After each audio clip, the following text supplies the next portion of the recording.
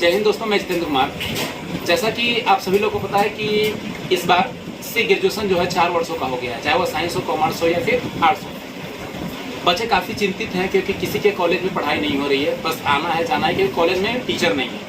बच्चे जा रहे हैं, परेशान हो रहे हैं और आ रहे हैं। सबसे बड़ी चीज़ है बच्चों को ये समझ में नहीं आ रहा है कौन सा सिलेबस है, कैसे क्या पढ़ना है। अभी तक मार्केट में अच्छे तरीके से देखा जाए तो बुक अवेलेबल नहीं है, तो काफ़ी समस्या है। और टीचर लोग से भी, कॉलेज में प्रोफेसर लोगों से भी अच्छी जानकारी नहीं मिल पा रही बच्चों को, कौन सा बुक ले, कैसे ले, क्या पढ़ें। और इसी बीच में यूनिवर्सिटी द्वारा घोषणा किया गया कि कल यानी 11 सितंबर से बच्चों को सेंटअप एग्जाम लिया जाएगा, यानी इंटरनल एग्जाम लिया जाएगा उनके कॉलेज में। काफ़ी बच्चों का फ़ोन आ रहा है, काफ़ी का मैसेज आ रहा है, बहुत चिंतित हैं। ये सब चिंताओं के बीच मैंने सोचा कि चलिए बच्चों के लिए एक समाधान को ढूंढते हैं और बच्चों को सही जानकारी पहुंचाते हैं। सबसे ज़्यादा तो बच्चों को ये समझ नहीं आ रहा है कि उसका जो सब्जेक्ट है वो क्या है, एमजेसी क्या है, एमआईसी क्या है। उनको समझ में ही नहीं आ रहा है कि क्या है, कैसे, कौन में कौन। रजिस्ट्रेशन फॉर्म पे भर दिए, उनको पता भी नहीं है क्योंकि उनको स्पष्ट बताया नहीं गया। और न ही वो कॉलेज आ रहे हैं तो सर के द्वारा उन पर क्लियर किया जा रहा है, न ही मार्केट में कोई सिलेबस आया है और न ही मार्केट में उनका बुक आया है। बहुत कम जगह पर कुछ बुक अवेलेबल है। आज मैं पूरे पटना को भ्रमण किया और भ्रमण के बाद मुझे 2 या 3 बुक हाथ लगी हैं, जिसकी जानकारी हम आपको साझा करेंगे। लेकिन आइए चलिए वीडियो बने रहते हैं, पहले बच्चों की समस्याओं पर बात करते हैं। उनकी सबसे बड़ी समस्या है उनके सब्जेक्ट को लेकर। जैसे कि आप लोग को दिख रहा होगा डिस्प्ले पे रूटीन, ये रूटीन जो है जारी किया गया है पाटलिपुत्रा यूनिवर्सिटी के द्वारा। अब इसमें बच्चों को समझ में नहीं आ रहा है कि क्या है। मैं बच्चों को अवगत करवाना चाहता हूं कि देखिए अभी जो दिख रहा है डिस्प्ले पर, ये जो आप लोगों ने फिलअप किया था जब रजिस्ट्रेशन कार्ड का जो ऑफलाइन फॉर्म था, वो उस पर देखिए दिया हुआ है आपका। फर्स्ट में दिया हुआ एमजेसी 1 दिया हुआ है, दूसरा में दिया हुआ एमआईसी 2, तीसरा में दिया हुआ है एमटीसी, चौथा में दिया हुआ है एमआईएल या एईसी 1 और चौथा में दिया हुआ है, पांचवा में दिया हुआ है एसकी आपका एसीसी 1, लास्ट में आपका VAL 1 करके ऐसे आया हुआ है, यानी वैल्यू एड कोर्स।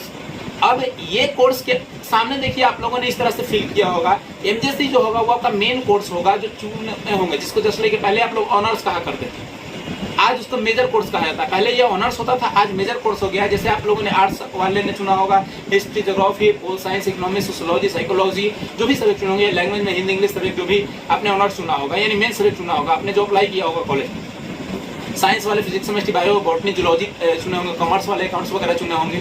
तो इस तरह से फर्स्ट नंबर पे आप चुने होंगे एमजेसी 1 में, जो आपका मेन पेपर है, जो कि आपका पेपर 1 है। क्योंकि देखिए मेरे सामने मैंने पूरे पटना को खंगाला तो मुझे जाके पुस्तक हाथ लगी है, जिसमें कुछ क्वेश्चन हैं।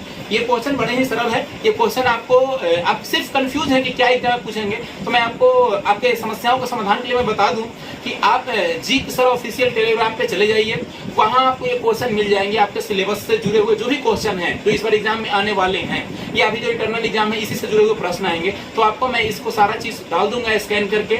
आपके जीत सर ऑफिशियल टेलीग्राम चैनल पर आपको ये मिल जाएगा, अवेलेबल हो जाएगा वहां पर। बाकी मैं बता रहा हूँ एमजेसी 1 में जो आपका मेन सब्जेक्ट होगा, यानी जिसे ऑनर्स यानी मेजर कोर्स कहते हैं, कंफ्यूज ना हो, रूटीन में भी आपका दिखा रहा है। एमजेसी आर्ट्स वाले का और साइंस वाले का बिल्कुल शेड्यूल वाइज रूटीन है, इसमें भयभीत नहीं होना। 11, 12, 13, 14, 15, 16 को जो आपका पेपर है कंटिन्यूअस पेपर है और बहुत ही आसानी से दिया गया। एमजेसी 1 यानी ऑनर्स पेपर है। एमजेसी एमआईसी है जो सेकंड पेपर आपका, जैसा कि दिख रहा है डिस्प्ले पे, एमआईसी जो है सेकंड पेपर है। सेकंड पेपर में आपके द्वारा चॉइस किया गया होगा, चुना गया होगा। अगर मान लीजिए जैसे मेन पेपर आपका हिस्ट्री आ गया, तो आपको क्या लेना है, पोल साइंस लेना है, सोशियोलॉजी लेना है, साइकोलॉजी लेना है, यानी आर्ट्स में आप एक सब्जेक्ट चॉइस कर सकते हैं। वो आपकी इच्छा पर निर्भर करता है, वैसा आपने चुना होगा। आपका रजिस्ट्रेशन जो ऑफलाइन फॉर्म भरे होंगे उसका जिरॉक्स होगा, आप लोग पता कर सकते हैं कि आपने क्या चुना था, आपको पता होगा। या फिर रजिस्ट्रेशन का जो प्रिंट आने वाला है बहुत जल्दी ही आपको मिल जाएगा पाटलिपुत्रा के वेबसाइट पे, आप वहां से डाउनलोड कर सकते हैं, तो आपको पता चल जाएगा क्या क्या आपने चुना था। अब एमआईसी 1 पे आते हैं, जो कि सेकंड पेपर है, जो कि आपका एग्जाम होने वाला है 12 तारीख को। 12 तारीख को एग्जाम होने वाला है, जो कि आपका सेकंड पेपर है, जिसमें आपके द्वारा चुना गया है। फर्स्ट पेपर हो गया एमजेसी 1, जो कि आपने ऑनर्स के रूप में चुना था, यानी मेजर कोर्स। सेकेंड जो है आपका माइनर कोर्स है, जो कि एमआईसी 1 में आता है। थर्ड जो है एमडीसी, जिसमें आपने हिंदी या इंग्लिश लैंग्वेज को चुना होगा। ये आपको पता होगा कि आपने क्या चुना था अपने रजिस्ट्रेशन फॉर्म पे, तो एमडीसी 1 में हिंदी या इंग्लिश होगा। फिर वैसे ही एमआईएल या एईसी 1 होगा, जो कि आपके इस तरह से होगा।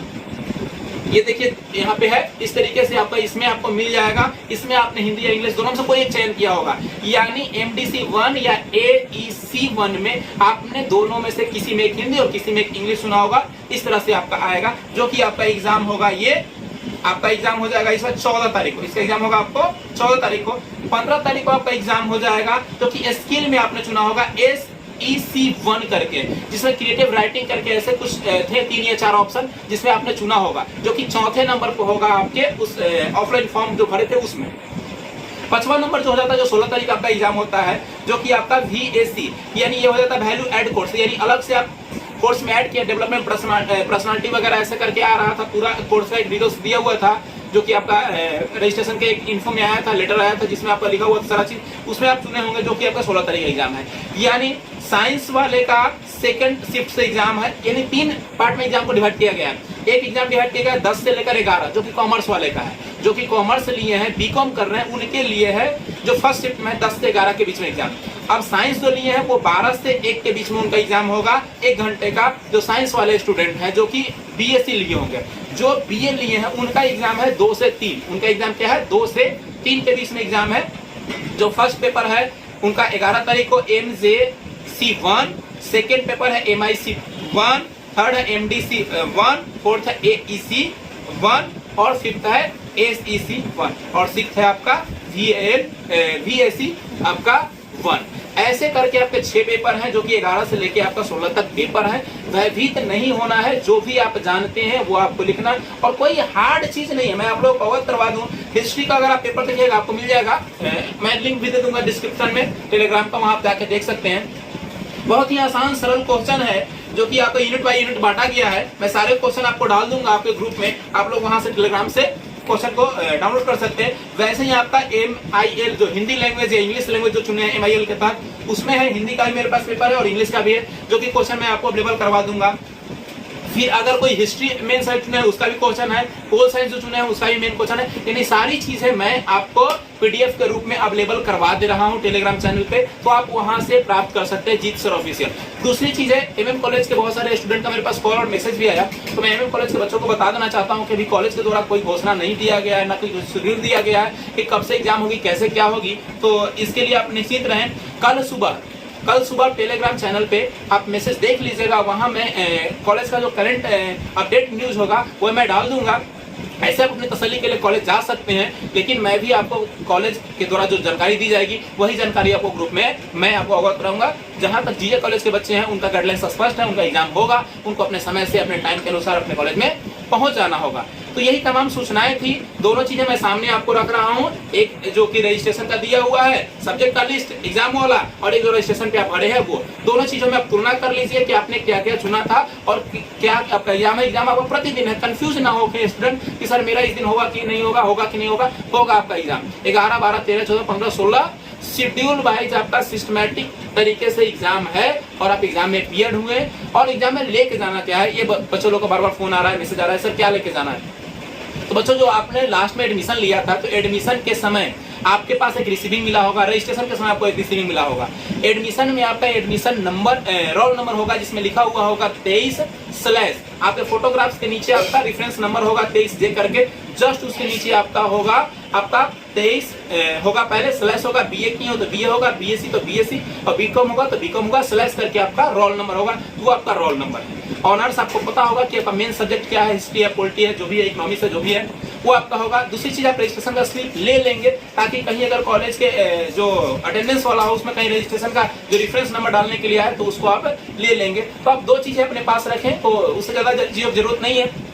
एक एडमिशन स्लिप का जेरॉक्स और एक रजिस्ट्रेशन स्लिप का जेरॉक्स, ये जेरॉक्स अपने पास रखें। बाकी आप पहले दिन एग्जाम में अपीयर होंगे, सारी चीज आपको जानकारी मिल जाएगी। अगर अटेंडेंस बनाने के लिए हो तो अटेंडेंस सही से बनाएं, रोल नंबर सही से फिल करें। बाकी आपको जितनी जानकारी होगी उतनी जानकारी आपको वहाँ कॉलेज द्वारा अवगत करवाई जाएगी। जहाँ तक मेरे द्वारा जो सूचना दी गई, हम यही मानते होंगे कि आपको तमाम सूचना हम दे पाए और आपको तमाम जानकारी मिल गई होगी और आप संतुष्ट हो गए हैं। भयभीत ना हो, सबके लिए नया है, जो 4 साल का हुआ है सबके लिए नया है, आपके लिए भी, हमारे लिए, कॉलेज के लिए भी है, सबके लिए। लेकिन हम यही चाहेंगे कि आप लोग तक सही जानकारी पहुंचे और आप लोग निश्चिंत होकर exam they. Best of luck, good luck, जय हिंद, जय भारत, जय संविधान।